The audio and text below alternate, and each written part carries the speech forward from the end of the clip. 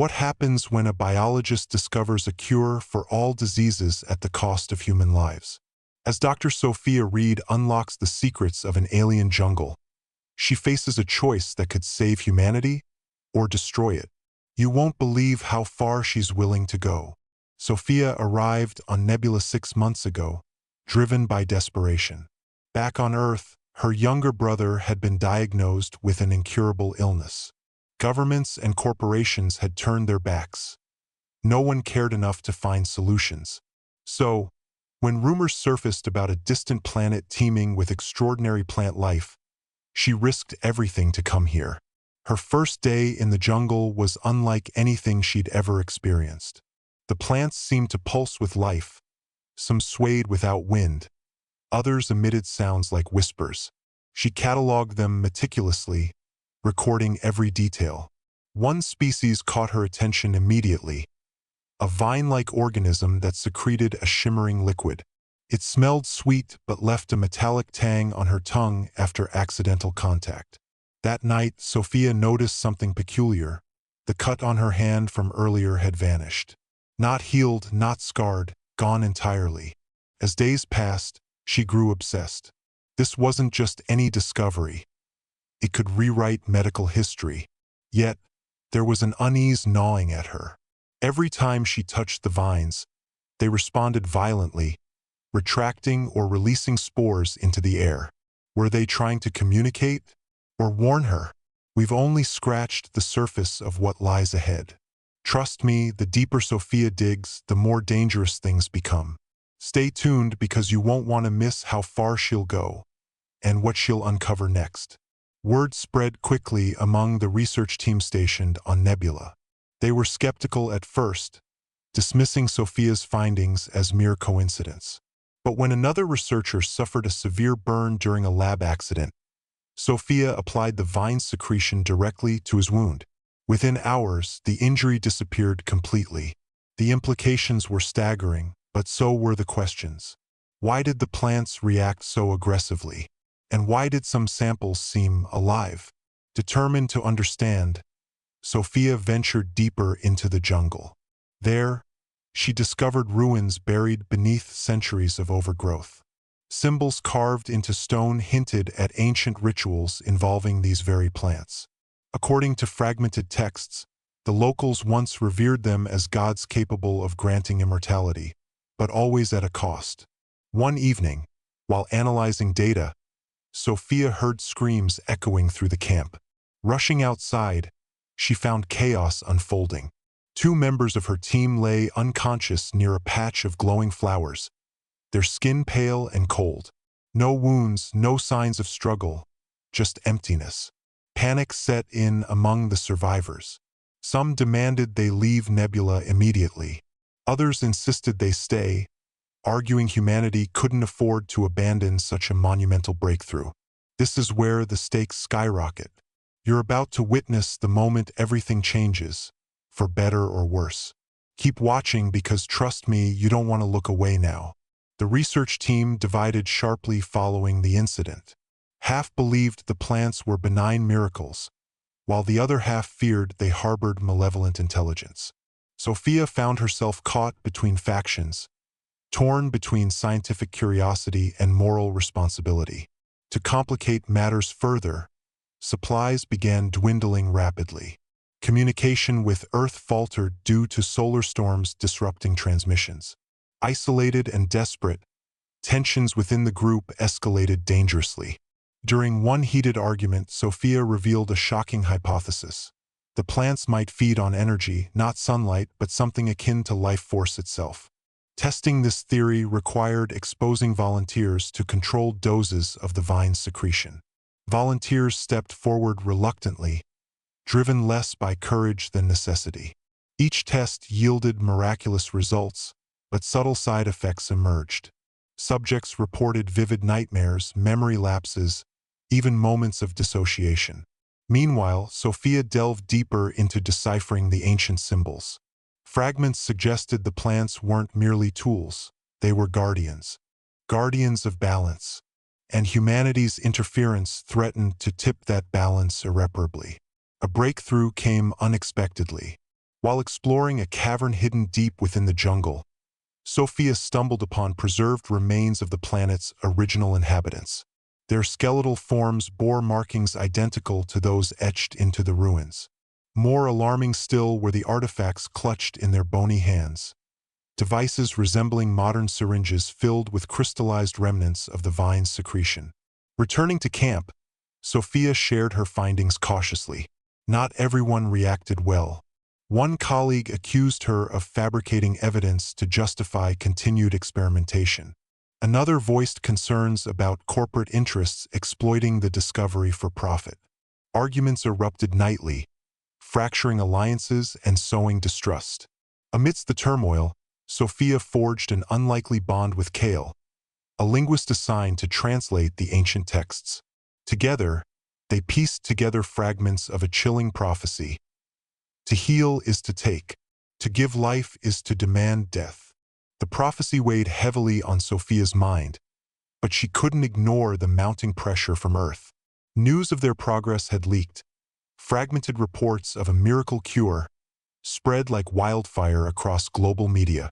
Governments and pharmaceutical giants clamored for updates, sending encrypted messages through intermittent communication windows. The team argued endlessly about how to proceed. Some advocated for immediate extraction of the plant essence, while others insisted on further study to understand the risks. Kale, however, grew increasingly uneasy. He began spending long hours poring over the ancient texts, his face pale under the dim light of his workstation. One evening, he approached Sophia with startling news. The symbols hinted at a ritualistic process that required more than just harvesting the plants. It demanded participation. Human participation. It's not enough to take, Kale explained, his voice trembling. The texts suggest an exchange, a life given willingly. Sophia dismissed the idea as metaphorical, but doubt lingered. That night, she dreamed of the jungle closing in around her, the vines wrapping tightly around her arms, as if pulling her into the earth itself. She woke gasping, only to find one of the glowing flowers sitting ominously on her desk. No one admitted to placing it there. Tensions reached a boiling point when another member of the team fell ill. Unlike before, this wasn't an accident, it was deliberate. The plants seemed to have turned against them. Strange growths appeared overnight near the camp perimeter, emitting toxic spores that caused hallucinations and respiratory distress. Supplies dwindled faster than expected due to contamination, leaving the group scrambling for solutions. Desperation drove them to test the vine's secretion again, this time on the sickened colleague. The results were catastrophic. While the illness vanished, the subject became catatonic, staring blankly ahead as if trapped in some unseen nightmare. Sophia watched helplessly as her teammate deteriorated, unable to reverse the effects. Amidst the chaos, Kale uncovered another layer of the prophecy. The plants weren't merely tools or guardians. They were symbiotic entities. They thrived on connection, feeding off emotions and memories. This revelation sent shockwaves through the team. If true, every interaction with the plants carried unforeseen consequences. Yet, abandoning the mission felt impossible. The weight of humanity's suffering loomed large, pushing them closer to crossing an ethical line they couldn't yet comprehend. As paranoia tightened its grip, the team fractured further. Accusations flew freely. Some believed someone among them was sabotaging efforts, either out of fear or greed. Others thought the plants themselves were manipulating events, bending reality to suit their needs. Sophia tried to maintain order, but even she struggled to separate fact from fiction. One night, during a violent storm, lightning struck the jungle canopy, igniting fires that illuminated the darkness. In the chaos, Sophia discovered something horrifying: the remains of two researchers who had gone missing days earlier. Their bodies were intact, but their eyes were milky white, devoid of any sign of life. Stranger still, nearby plants glowed brighter than ever, pulsating rhythmically as if celebrating. Kale confronted Sophia later, his expression grim. "We're dealing with something beyond science," he said. This isn't just biology, it's spirituality. Maybe even something sentient. His words chilled her to the core. But before they could discuss further, alarms blared throughout the camp. The plants had breached the perimeter, their roots snaking through tents and equipment. It was no longer safe to stay. Evacuation plans faltered almost immediately. The jungle seemed alive with hostility, forcing them to retreat deeper into its heart rather than toward safety. Sophia led the group, clutching the vial of vine secretion tightly in her hand. Each step felt heavier, as though the very air resisted their escape. They stumbled upon an ancient temple partially swallowed by vegetation. Its entrance yawned open like a maw, inviting yet foreboding. Inside, carvings depicted humans kneeling before towering plant-like figures, offering themselves willingly. Blood, or something resembling it, stained the stone altar at the center. Kale translated fragments aloud, his voice shaking. To heal is to sacrifice. To save is to destroy.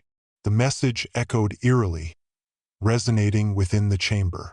Sophia realized they might never leave Nebula, not without paying the ultimate price. As the team debated whether to press on or turn back, the ground trembled violently.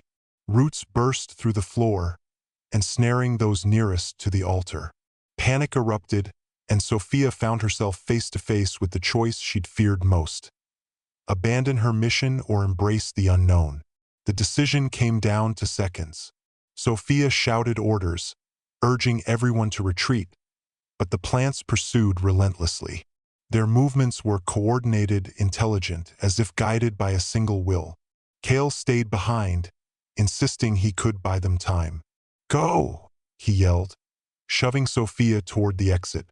She hesitated, torn between survival and loyalty, but ultimately obeyed. Outside, the jungle roared with fury. Lightning split the sky, illuminating twisted forms rising from the undergrowth. The remaining survivors regrouped near the ship, battered and terrified. Sophia clutched the vial tighter, guilt gnawing at her conscience. Had they pushed too far? Or was this fate inevitable? Just as they prepared for liftoff, a figure emerged from the shadows. Kale, barely recognizable. His skin was pale, his eyes hollow, but he moved with unnatural grace. "I made a deal," he whispered, holding out a second vial filled with luminescent liquid. "Take it. Finish what we started." Back on Earth, Sophia faced an impossible dilemma. Both vials, the one she'd brought and the one Kale gave her, held potential cures, but at what cost? Testing revealed the second sample contained traces of human DNA, confirming Kale's claim. The plants had consumed him, integrating his essence into their essence. Public demand for the cure skyrocketed, overshadowing ethical concerns. Protesters gathered outside research facilities, chanting slogans ranging from "Save humanity" to "Don't play God." Meanwhile, Sophia wrestled with her own morality. Was she responsible for unleashing destruction upon Nebula? And if so, did that absolve her of responsibility to use its secrets for good? In a climactic moment, Sophia stood alone in her lab, staring at the vials. Her hand hovered over the second one, Kale's final gift. The room seemed to darken, the air thickening as if the plants themselves watched her decision. With a deep breath, she made her choice and everything changed. Sophia's decision reverberated through the world faster than she could have imagined. The moment she released the formula derived from Kale's vial, pandemics ceased to exist. Terminal illnesses vanished overnight. The impossible became reality. Humanity had found its cure-all. But the celebration was short-lived. Reports began flooding in. Patients who used the treatment exhibited strange side effects. Some claimed to hear whispers in their sleep. Others spoke of vivid dreams where they wandered endless jungles, pursued by shadowy figures. Worse still, entire communities started disappearing.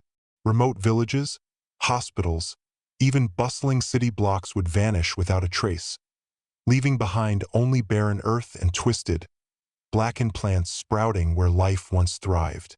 Scientists scrambled to understand the phenomenon, but Sophia already knew the truth. The plants weren't just healing, they were consuming.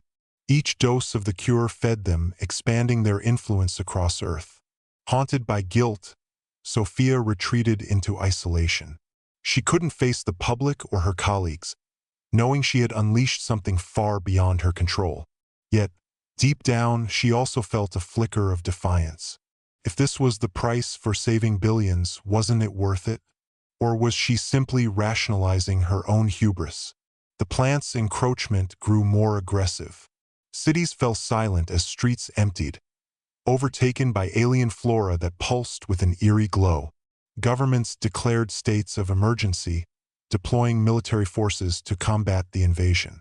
But bullets and bombs proved useless against the relentless tide. Soldiers returned shell-shocked, claiming the plants moved with purpose, targeting those who resisted most fiercely. Amidst the chaos, Sophia received a cryptic message from an unknown sender. "You open the door.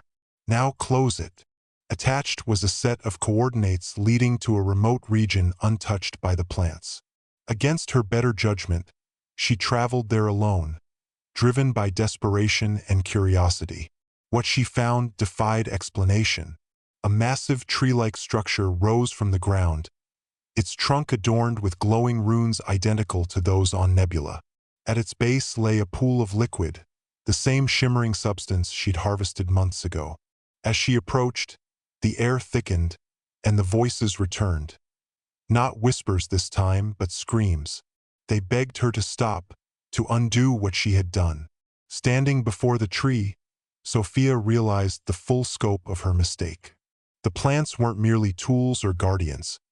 They were part of a vast, interconnected organism spanning both Nebula and Earth.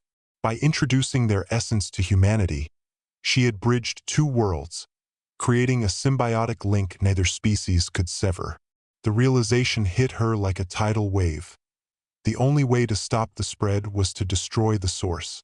But doing so meant sacrificing herself. The tree responded violently to her thoughts, its branches lashing out as if aware of her intentions. Roots erupted from the ground, wrapping around her legs, pulling her closer to the pool. In that moment, Sophia saw visions. Flashes of Kale, the missing researchers, countless others who had been consumed. Their faces pleaded with her, urging her to act. Tears streamed down her cheeks as she reached for the detonator hidden in her pack. This was her burden to bear, her penance for playing God. The explosion rocked the landscape, sending shockwaves rippling outward. When the dust settled, the tree was gone, reduced to ash. The alien plants withered and died, their hold on Earth broken. News outlets hailed Sophia as a hero, though no one knew the truth behind her sacrifice. Months later, Sophia sat in a small cabin far from civilization, staring at the horizon. Her hands trembled as she wrote in a journal, documenting everything she'd learned. She couldn't forget the faces, the screams, the weight of what she'd done. But neither could she deny the lives she'd saved. As night fell, she stepped outside, gazing up at the stars. One constellation caught her eye, a cluster resembling the jungle on Nebula. For a brief moment, she thought she heard the faint hum of the plants, calling to her from light years away. She closed her eyes, letting the sound wash over her. Whether she had made the right choice, she would never know. All she could do was hope humanity had learned its lesson, that some mysteries were best left unsolved. Months turned into years, and the world slowly began to heal. The scars left by the alien plants faded, but their memory lingered in the collective consciousness of humanity. Museums displayed fragments of the glowing flora as relics of a near-apocalyptic era, while scientists debated the ethics of Sophia's actions in academic journals. Some hailed her as a savior. Others condemned her as a reckless opportunist who had gambled with the fate of the planet. For Sophia, life became a quiet existence on the outskirts of society. She avoided interviews, declined awards, and refused to comment on the events that had reshaped history. Her cabin was filled with books, notes, and sketches, remnants of her obsession with Nebula and its enigmatic ecosystem. Yet, she couldn't escape the feeling that she was being watched. Sometimes, late at night, she would catch glimpses of faint, bioluminescent glows outside her window, vanishing the moment she stepped closer. Her dreams were no less haunting. Visions of Kale and the others consumed by the plants plagued her sleep. They weren't angry or vengeful. They simply existed, silent witnesses to her choices.